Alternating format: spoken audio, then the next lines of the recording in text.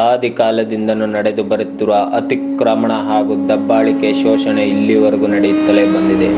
ವ್ಯತ್ಯಾಸ ಏನೆಂದರೆ ಆಗಿನ ಕಾಲದಲ್ಲಿ ಇದ್ದ ಮೊಘಲರು, ವಿರಾಟರು, ಡಚ್ಚರು ಮಾಡುತ್ತಿದ್ದ ಶೋಷಣೆ, ದಬ್ಬಾಳಿಕೆ, ಅತಿಕ್ರಮಣ ಎಲ್ಲ ಬೇರೆ ಬೇರೆ ರಾಜ್ಯಗಳ ಅಲ್ಲಿ ಸಿಗುವ ಚಿನ್ನಾಭರಣ ಮತ್ತು ಮುತ್ತು ರತ್ನಗಳಿಗೋಸ್ಕರ ಆಗಿರುತ್ತಿತ್ತು. ಈಗಿನ ಕಾಲದಲ್ಲಿ ದುಡ್ಡು ಅದರ ಮೇಲಿನ ವ್ಯಾಮೋಹಕ್ಕಾಗಿ ಸಂಬಂಧಗಳನ್ನು ಲೆಕ್ಕಿಸದೆ ಮಾಡುತ್ತಿರುವ ಕೊಲೆ, ಸುಲಿಗೆ, ಕಳ್ಳತನ ಇಂತಹ ಕ್ರೂರ ಜಗತ್ತಿನಲ್ಲಿ ಬದುಕುತ್ತಿರುವುದು ನಮಗೆ ಯಾವತ್ತೂ ಇದಕ್ಕೆಲ್ಲ ಕೊನೆ. ಅರ್ಥ ಮಾಡಿಕೊಳ್ಳುವ ಮನಸ್ಸುಗಳಿಗೆ ನಮ್ಮ ಈ ಕಿರುಚಿತ್ರ ಒಂದು ಚಿಕ್ಕ ಸಮರ್ಪಣೆ.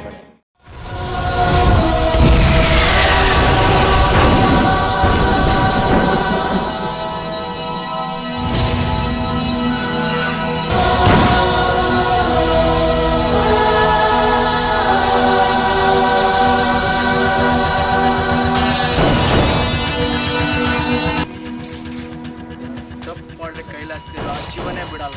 ಈ ಭೂಲೋಕದಲ್ಲಿ ಈ ಶಿವ ಬಿಡ್ತಾನೇನೋ?